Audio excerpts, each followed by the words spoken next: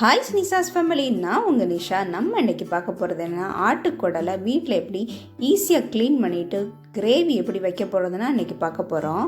அதுக்கு முன்னாடி புதுசாக நம்ம நல்லூ நிஷா குக்கிங் சேனலை பார்க்கிங்களா, அப்போ சப்ஸ்கிரைப் பண்ணிக்கோங்க, பெல் பட்டனை கிளிக் பண்ணிக்கோங்க. அப்போ தான் அடுத்தடுத்த நோட்டிஃபிகேஷன் உங்களுக்கு வரும். உங்கள் ஃப்ரெண்ட்ஸ் எல்லாருக்கும் ஷேர் பண்ணுங்கள், லைக் பண்ணுங்கள், வீடியோவை ஸ்கிப் பண்ணாமல் ஃபுல்லாக பாருங்கள். வாங்க இப்போ எப்படி நம்ம அதை க்ளீன் பண்ணலான்னு பார்ப்போம்.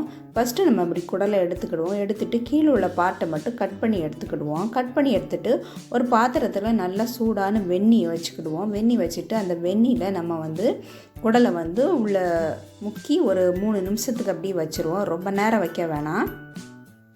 இந்த மாதிரி வச்சு எடுத்துக்கிடுவோம். இப்படி வச்சு எடுத்துகிட்டு உடனே அதை எடுத்து நல்லா ஷார்ப்பான கத்தி வச்சு நம்ம மேலே அப்படி சீவினோம்னா அந்த மேலே உள்ள கருப்பு ஃபுல்லாகவே நல்லா நம்மளுக்கு போயிடும். நான் க்ளீன் பண்ணும்போதே பாருங்கள், உங்களுக்கு நல்லா தெரியும். அதுக்கப்புறம் அதே மாதிரி நம்ம கொஞ்சம் கொஞ்சமாக திரும்ப அது போகாட்ட வெந்நியில் முக்கி இதே மாதிரி நம்ம க்ளீன் பண்ணி எடுத்துக்கிடுவோம்.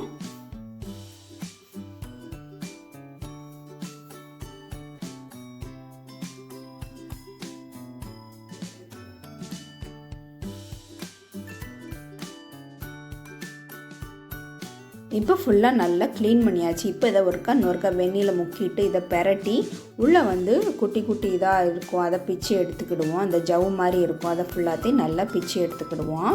அவ்வளோதாங்க, நம்ம குடலை இது க்ளீன் பண்ணியாச்சு. அதுக்கப்புறமா கீழே நம்ம அந்த குடலில் கீழே ஒரு பாட்டு இருக்கும், அதை எடுத்தோம். அதை கட் பண்ணோம்னா அதுக்குள்ளே கொஞ்சம் அந்த ஜானி இருக்கும், அதையும் நல்லா நம்ம க்ளீன் பண்ணிக்கிடுவோம். க்ளீன் பண்ணி அதையும் திரும்ப நம்ம வெந்நியில் நல்லா முக்கி இதே மாதிரி நம்ம ரெடி பண்ணி எடுத்துக்கிடுவோம். இப்போ நம்ம குடல் எல்லாத்தையும் க்ளீன் பண்ணியாச்சு. இதை குட்டி குட்டியாக கட் பண்ணிவிட்டு திரும்ப நல்லா பச்சை தண்ணியில் வாஷ் பண்ணிவிட்டு அதுக்கப்புறமா திரும்ப ஒரு வெந்நிலையும் ஒரு அலசி எடுத்து வச்சுக்கிடுவோம். இப்போ வாங்க எப்படி பண்ணலான்னு பார்ப்போம். குடல் கிரேவி எப்படி பண்ணலாம் பார்ப்போம். அதுக்கு ஒரு குக்கரில் நான் ஒரு 3 ஸ்பூன் அளவுக்கு ஆயில் விட்டுட்டு 1/2 ஸ்பூன் பெருஞ்சீரகம், 2 ஏலக்காய், 2 கிராம்பு, ஒரு துண்டு பட்டை போட்டு பொரிஞ்சதும் 2 பெரிய பல்லாரி வெங்காயம் கட் பண்ணி வச்சுருக்கேன். அதோட கொஞ்சம் புதினாவும் போட்டு நல்லா வதக்கிக்கிடுவோம். அதுக்கப்புறமா அதோட ஒரு பச்சை மிளகாயும் போட்டுக்கிடுவோம். நீங்கள் காரம் நல்லா சாப்பிடுவீங்கன்னா கூட 2 பச்சை மிளகாய் போட்டுக்கோங்க. கொஞ்சம் மல்லித்தலையும் போட்டுட்டு ஒரு 10 சின்ன வெங்காயத்தை எடுத்து மிக்ஸி ஜாரில் போட்டு குறைன்னு அரைச்சி வச்சுருக்கேன். அதையும் இதோட சேர்த்துக்கிடுவோம். இப்போ நல்லா வதங்கினதுக்கப்புறமா ஒரு தக்காளி, அதையும் இதோட கட் பண்ணி சேர்த்துக்கிடுவோம். இப்போ சேர்த்துட்டு நல்லா இதை வதக்கி எடுத்துக்கிடுவோம். இப்போ நல்லா வெங்காயம் தக்காளி வதங்கிருச்சு. இப்போ 2 ஸ்பூன் அளவுக்கு இஞ்சி பூண்டு பேஸ்ட்டு சேர்த்துக்கிடுவோம். சேர்த்துட்டு பச்சை வாசனை போகிற அளவுக்கு நல்லா வதக்கி எடுத்துக்கிடுவோம். இப்போ இஞ்சி பூண்டு பேஸ்ட் நல்லா வதங்கிருச்சு. இப்போ இதுக்கு தேவையான மசாலா பார்ப்போம். ஒரு 3 ஸ்பூனு கறி குழம்பு மசாலா, அப்படி இல்லைனா மல்லித்தூள் போட்டுக்கோங்க. 1 ஸ்பூன் அளவுக்கு மட்டன் மசாலா, 1 ஸ்பூன் அளவுக்கு மிளகாய்த்தூள், 1 ஸ்பூன் அளவுக்கு கரம் மசாலா, 1/2 ஸ்பூன் ஜீரகத்தூள் சேர்த்துக்கிட்டோம். இப்போ இந்த மசாலா எல்லாத்தையும் போட்டு நல்லா வதக்கிக்கிடுவோம். அந்த இஞ்சி பூண்டு பேஸ்ட்டோடு போட்டு நல்லா வதக்கிட்டு இப்போ ஒரு 1/2 பாக்கெட் அளவுக்கு கட்டி தயிர் சேர்த்துக்கிடுவோம். நான் ஒரு 1/2 பாக்கெட் அளவுக்கு கட்டி தயிர் சேர்த்துக்கிட்டேன். இப்போ இதையும் நல்லா மிக்ஸ் பண்ணிக்கிடுவோம். சில பேர் குடலை மட்டும் அவிச்சு இதே மாதிரி ரெடி பண்ணுவாங்க. அப்படி பண்ணது கூட குடல் அவியும் போது ஒரு ஸ்மெல் வரும். ஆனால் இதே மாதிரி நீங்கள் ட்ரை பண்ணி பாருங்கள், ரொம்பவே சூப்பராக இருக்கும்.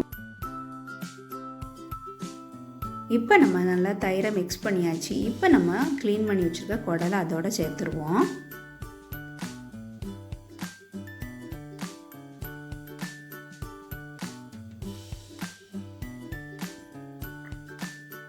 குடல் அதோடு சேர்த்துட்டு இப்போ இதுக்கு தேவையான அளவு உப்பு போட்டுக்கிடுவோம். உப்பு கொஞ்சம் பார்த்து கம்மியாகவே போட்டுக்கிடுவோம். கிரேவினால் உப்பு அவ்வளோ எடுக்காது.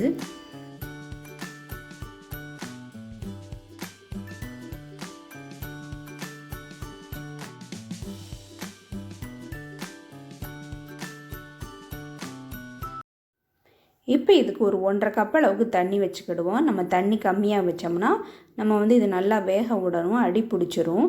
தண்ணி கொஞ்சம் அதிகமாகவே வச்சுக்கிடுவோம். நல்லா விசில் போட்டு வேக வைக்கணும். இப்போ மல்லித்தலை தூவிட்டு குக்கர் மூடி போட்டு ஒரு 4 விசில் வச்சுட்டு ஒரு 1/4 மணி நேரத்துக்கு நம்ம அடுப்பை சிம்மில் குறைச்சி வச்சுருவோம். நல்லா அந்த தம்மிலே நம்மளுக்கு வெந்துடும். இப்போ நம்ம குக்கர் மூடி போட்டு நல்லா வேக வச்சு எடுத்தாச்சு. இப்போ நம்மளோட குடல் கிரேவி ரெடி ஆயிடுச்சு. பாருங்கள், நல்லாவே வெந்து மசிஞ்சு சாஃப்டாக இருந்துச்சு. இப்போ ஒரு குடலை எடுத்து நான் நல்லா நசுக்கி காட்டுறேன் பாருங்கள். அவ்வளோதான் ஃப்ரெண்ட்ஸ், நம்மளோட குடல் கிரேவி ரெடி.